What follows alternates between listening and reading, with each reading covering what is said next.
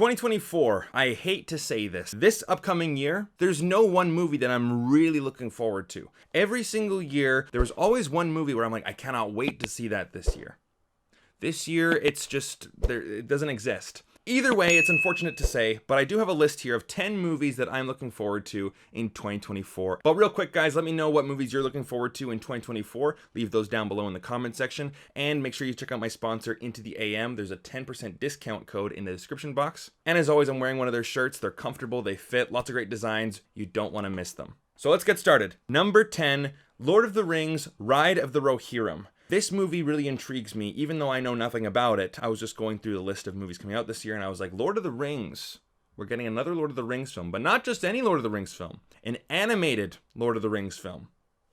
Sign me up. I have no idea what to expect with this. I'm a big Lord of the Rings fan. I haven't read the books, but I obviously do love the movies, like almost every cinephile does. The Hobbit, they're fine. I'm totally game for more Lord of the Rings movies, and an animated film, I mean, the possibilities are endless, so bring it on. Number 9 is Dune II. Now, I enjoyed the 2021 Dune movie quite enough, and I haven't seen the David Lynch version, but what I liked about the first one is that it felt like the story was so big that you could not fit it into one single movie, and you had to tell it over the span of multiple films, kind of like Lord of the Rings, another movie series based on a very popular book. It feels like it's that next chapter in that grand story. It feels like the first movie was setting up all the characters and the world and the story and the character dynamics and all of the politics at play. And I feel like in this movie, this is where things actually start to happen. Of course, you see him riding that worm.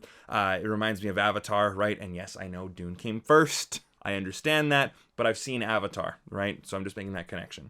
Number 8 is SpiderMan Beyond the Spider-Verse. And again, like I said in my top 10 movies of this year, I did have Spider-Man Across the Spider-Verse in there. And that movie was really saved for me by the ending. And again, let's hope that this movie delivers. But, you know, like the Spider-Verse movies are extremely entertaining. They're extremely well made. The animation is just top notch. And of course, I'm a giant Spider-Man fan. So add all that together and I'm excited for it. Let's see where this story goes. Number 7 is Joker Folie à Deux. And, you know, being Canadian, you learn French growing up, so I just butchered that. So my French professors, I apologize. But the first Joker movie was a really dark turn for DC movies, and it really opened the door for what you can do with characters from comic books. Like Batman was never, you know, seen in that movie. It wasn't a superhero movie. It was, you know, it was Taxi Driver with a character from a comic book. And now we have a second movie and we have Lady Gaga in it, and I hear it's a musical. Like, I'm thinking, how in the world can that work? I'm totally for just seeing what works, right? Like, I don't want predictability. I don't want sameness.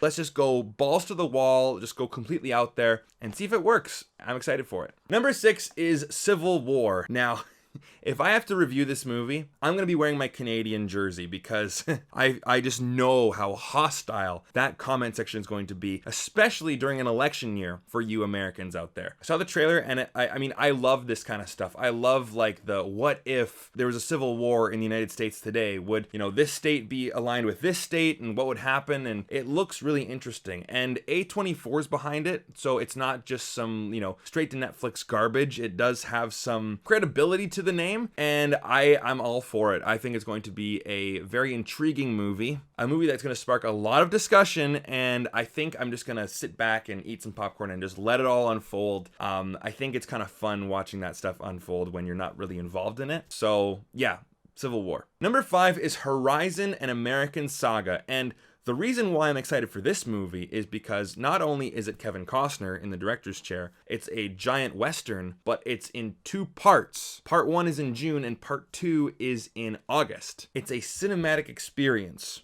Count me in. I'm intrigued. I don't know anything about the story. Kevin Costner, though, I just saw Dances with Wolves for the first time, if you can believe it, last year in 2023, about in January, actually. Wow. What an amazing, spectacular, brilliant movie. And yes, it's been a long time since that movie came out, but I'm totally for it. I think this movie, it definitely gets my attention for sure. Number 4 is Furiosa. Now, I was looking forward to Mad Max Fury Road a lot, and I think I got my expectations just a little too high, but that movie's awesome. And just seeing the trailer for Furiosa, it looks like more of the same, but it looks like more character stuff. Like Max, or Mad Max, Tom Hardy's character, in the movie, he doesn't really have a character. He is just like the blank slate. Furiosa was the one with all of the character, all the interesting dynamics going on. And now we have a movie about her, and Chris Hemsworth is in it, and it's got the same director. I mean, count me in. I just hope it's going to be explosive, a ton of fun, deep, and dabbling in philosophical elements. I'm looking forward to it for sure. Number 3 is Kingdom of the Planet of the Apes.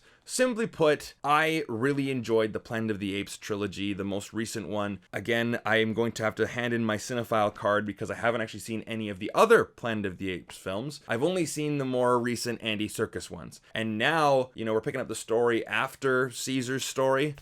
Again, so many more possibilities, and that trailer looks pretty awesome too. So that one was actually my number 1 for a while, and then these 2 movies I saw on the slate, and I'm going, okay, those intrigue me. Number 2 is Gladiator II, directed by Ridley Scott, starring Denzel Washington and Pedro Pascal. Yes, Denzel and Pedro Pascal were together in Equalizer 2, and that movie didn't turn out too well, so hopefully this sequel will turn out better than that one. But it's like, how in the world do you do a sequel to Gladiator? I have no idea. I'm asking you guys. Like, count me in though. Wow. Gladiator 2 is my number 2. And at number 1, again, how can you make another movie out of this? Karate Kid. They're making like a Karate Kid sequel, and I've seen videos of, Jackie Chan and Ralph Macchio together looking for the next Karate Kid. Cobra Kai was just so successful that they're going to do it again. Going to make another Karate Kid movie. And the only reason why I'm excited for this one is because Cobra Kai is one of my favorite shows ever, and the Karate Kid is one of my favorite movies ever. And yeah, I'm a fan of this stuff. I want more of it. But that's the thing, right? Like, none of these movies I'm going like, I cannot wait to see that. I think these movies will be good, and I hope they're good, but do I need to see them opening day? Do I have to see them with everybody else and post my review right away? No, because none of these movies, are really getting me that excited.